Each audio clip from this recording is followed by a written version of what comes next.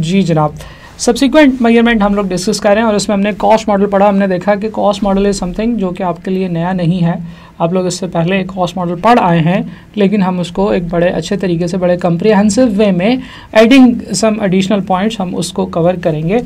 But the second model जिसमें आप choose कर सकते हैं, second model is the revaluation model. ये बड़ा रियलिस्टिक मॉडल है। इट सेज के फाइनेंशियल स्टेटमेंट्स के अंदर जब आप कभी भी subsequent to the initial measurement assets को जब आप प्रेजेंट करने लगते हैं, तो आप एसेट को प्रेजेंट करते वक्त ये देखें कि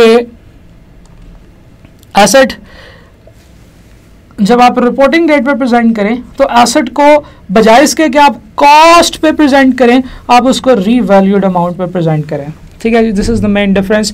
कॉस्ट मॉडल सेज के एसेट की अमाउंट को कॉस्ट पे प्रेजेंट करें और रिवैल्यूएशन मॉडल सेज कि एसेट की अमाउंट को रीवैल्यूड अमाउंट पे प्रेजेंट करें और रिवैल्यूड अमाउंट में से माइनस कर दिया करें सब्सिक्वेंट एक्यूमुलेटेड डेप्रिसिएशन। अगर आपने रीवैल्यू उसको किया है उसके बाद भी आप उसकी डेप्रिसिएशन चार्ज करते रहें। द मेथड जो कि इसमें फॉलो किया जाता है, जो प्रोसीजर इसमें फॉलो किया जाता है, जो अकाउंटिंग एंट्रीज इसमें फॉलो की जाती हैं, वो हम डिस्कस करेंगे। बट द डिफरेंस है इज कि रीवैल्यूड अमाउंट के ऊपर हम उसको प्रेजेंट करते हैं। रीवैल्यूड अमाउंट क्या होती है? Definitely everything is going to be discussed in complete detail, इसलिए आपको परेशान होने की जरूरत नहीं है। हम लोग अभी जो सबसे इंपॉर्टेंट बात है वो जो देखने वाली है वो है कि हर मेथड में, चाहे वो रिवैल्यूएशन मॉडल हो चाहे वो कॉस्ट मॉडल हो, you have to calculate what? Depreciation. आपने डेप्रिसिएशन कैलकुलेट करनी है जो भी मॉडल आप फॉलो कर रहे हैं उसमें। ठीक है जी, so you have to calculate the depreciation. तो हम लोग डेप्रिसिएशन की चीज़ों को थोड़ा सा रिवाइज करते हैं, रिपीट करते हैं, इसको ज़रा क्विकली देखते हैं कि what are the different types of depreciation model. Depreciation किस तरीके से आप कैलकुलेट करते हैं, डेप्रिसिएशन क्या होती है, इसके ऊपर हम लोग बड़ी डिटेल से बात कर चुके हैं पिछली वीडियो में कि why we charge depreciation. We charge depreciation because there is a specific wear and tear that relates to the usage of the asset, और वो एसेट के साथ कनेक्टेड है। और जब आप उसको एसेट को यूज़ करते हैं तो वो वेयर एंड टियर होती है, जिसकी वजह से उसको हम लोगों ने एसेट की कॉस्ट में से निकालना है।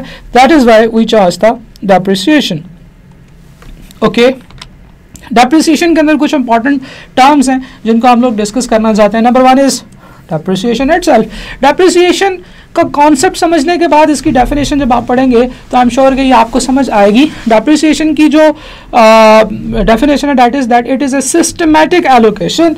एलोकेशन बहुत ज़रूरी है जना, सिस्टमैटिक का वर्ड बहुत ज़रूरी है। It is a systematic allocation of depreciable amount of the asset over it's useful life. ठीक है, इस डेफिनेशन से इसकी खैर बहुत सारी बातें समझ में नहीं आती, लेकिन क्योंकि स्टैंडर्ड ने ये डेफिनेशन दी है तो हम इस डेफिनेशन को फॉलो करते हैं, इस डेफिनेशन को समझ लेते हैं कि ये क्या है।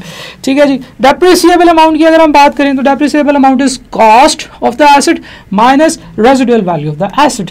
अब कॉस्ट तो हमें पता है क्या होती है, कॉस्ट कैसे कैलकुलेट की जाती है, इसके ऊपर भी अभी हम बात करेंगे। लेकिन कॉस्ट क्या होती है? कॉस्ट इज समथिंग कि वो एसेट हमें कितने का पड़ा है। तो सबसे इजी और सबसे कॉम्प्रिहेंसिव डेफिनेशन कॉस्ट की ये है कि यार ये जो एसेट तुमने लगाया हुआ है, बताओ ये तुम्हें कितने का पड़ा। This is what we call cost. क्या क्या चीज़ें लगी, कितने का आया, कितने का खर्चा हुआ इसके ऊपर, कितने का पेंट कराया, कितने की फिटिंग कराई, ये सारी चीज़ें ऐड करके भाई ये जो लगा हुआ है इसकी कॉस्ट क्या है, दैट इज द कॉस्ट। इसके पे खर्चा कितना हुआ, that is the cost, right. लेकिन रेजिडुअल वैल्यू क्या होती है? देखिए, कोई भी एसेट हम जब लेकर आते हैं तो हम उस वक्त सोचते हैं कि ये एसेट हम 15 साल तक इस्तेमाल करेंगे। तो क्या इसका ये मतलब है कि जिस दिन उसकी 15वीं सालगिरह होगी या चलें 16वीं सालगिरह होगी, 15 साल पूरा इस्तेमाल हो गया, 16वीं सालगिरह जिस दिन उसकी होगी, वो एसेट अचानक से दुनिया से गायब हो जाएगा? वो आप आएंगे तो वहाँ पे कुछ भी नहीं होगा? ऐसा थोड़ी होता है। जब आप उस एसेट को इस्तेमाल कर लेंगे, जब तक आपने प्लान किया हुआ था इसको इस्तेमाल करने का, तो फिर उसके बाद भी उस एसेट की कुछ ना कुछ वैल्यू होगी। अभी तो हो सकता है कि वो एसेट बड़ा सही चल रहा हो, लेकिन प्रॉब्लम ये जो डिफरेंस है वो ये है कि हमारी तो आदत होती है कि हम लोग हर चीज़ जब तक वो चल रही है उसको इस्तेमाल करते रहते हैं। जब तक पेन चलता है वो लिखने के काम आता है, जब वो पेन ख़त्म हो जाता है तो फिर उससे हम खारिज करना शुरू कर देते हैं, उससे हम लोग जो है ना वो लाइनर लगाना शुरू कर देते हैं अगर वो पेन अच्छा हो। अगर वो पेन ख़त्म हो जाए, उसकी ग्रिप अच्छी होती है, हम लोग क्या करते हैं उसके अंदर नया खोखा डाल के उसको चला लेते हैं। ठीक है।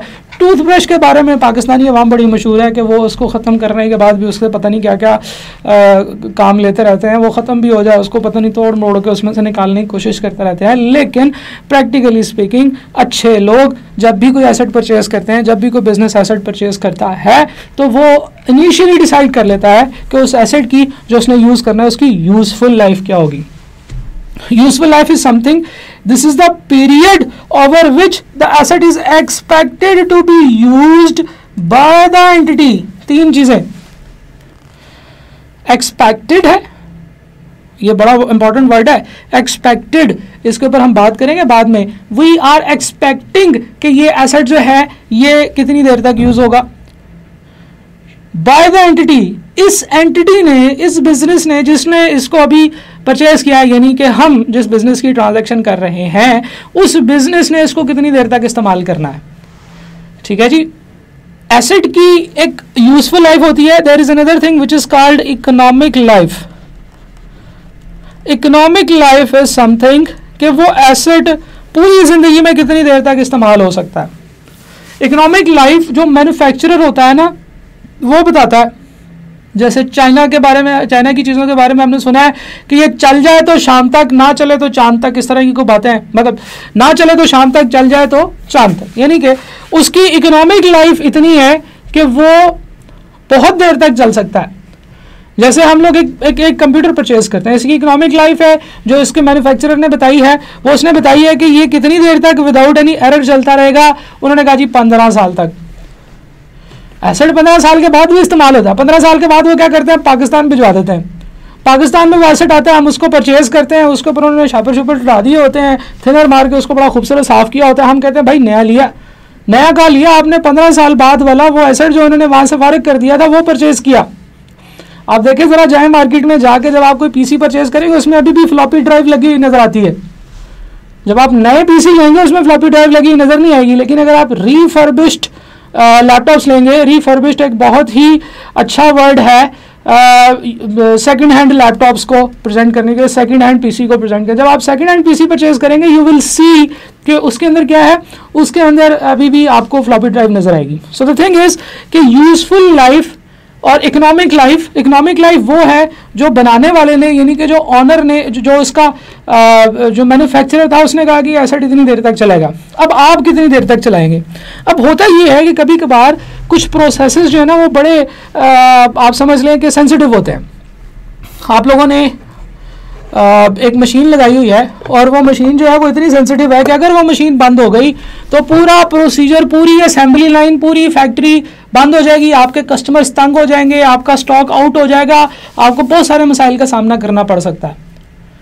तो जनाब ऑर्गेनाइजेशन सोचेगी कि यार जब तक ये सही चलेगी हम इसको उस वक्त तक चलाएंगे, बाद में फेंक देंगे उतार के, बाद में बेच देंगे, किसी और को दे देंगे, हम यहाँ पे नया ला के लगा देंगे। क्योंकि अगर ये चलते चलते ख़राब हो गया, क्योंकि चीज़ शुरू में सही चलती है, फिर आहिस्ता आहिस्ता उसमें प्रॉब्लम्स आना शुरू हो जाती हैं, तो फिर बजाय इसके कि उन प्रॉब्लम्स का नुकसान बियर करें, हम लोग क्या करते हैं कि एक खास टाइम तक जब तक वो चलती है उसके बाद उसको फेंक देते हैं। तो यूजफुल लाइफ और इकोनॉमिक लाइफ का डिफरेंस आपको समझना चाहिए। यूजफुल लाइफ इज समथिंग जो हमने सोच लिया है कि हम इस एसेट को कितनी देर तक इस्तेमाल करेंगे। तो useful life is the period over which the asset is expected to be used by the entity. लेकिन हम लोग तो बात कर रहे थे रेजिडुअल वैल्यू की। देखें, एक एसेट को जब तक हमने इस्तेमाल करना है हमने कर लिया, लेकिन अगर हम उस एसेट को बेच देंगे जब वो ख़त्म हो जाएगा तो उससे कुछ पैसे हासिल होंगे। अगर फर्ज करें वो एसेट बिल्कुल भी स्क्रैप हो गया तो उसको स्क्रैप में बेच के कुछ पैसे हम हासिल कर सकते हैं। तो वो अमाउंट जो एसेट को उसकी यूजफुल लाइफ के एंड पे आज से 10, 15, 20 साल के बाद जब हम उसको बेचेंगे या उसको डिसमेंटल करेंगे तो उस वक्त जो उसकी अमाउंट हमें हासिल होगी हम अभी से सोच लेते हैं और उसको कॉस्ट में से माइनस कर देते हैं। That is the depreciable amount. तो depreciable amount is cost minus residual value, right. Cost means purchase price, कि हमने उसको कितने का परचेज किया है, and all the cost incurred in bringing the asset into the condition as intended by the management। ठीक है जी, शॉर्ट करके डेफिनेशन लिखी हुई है।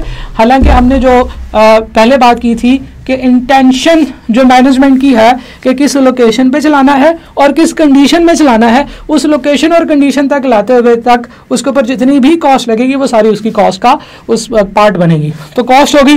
रेजिडुअल वैल्यू की डेफिनेशन देखते हैं। Residual value something which is the amount expected to be obtained from an asset at the end of its useful life, और उसका current estimate without the effect of discounting.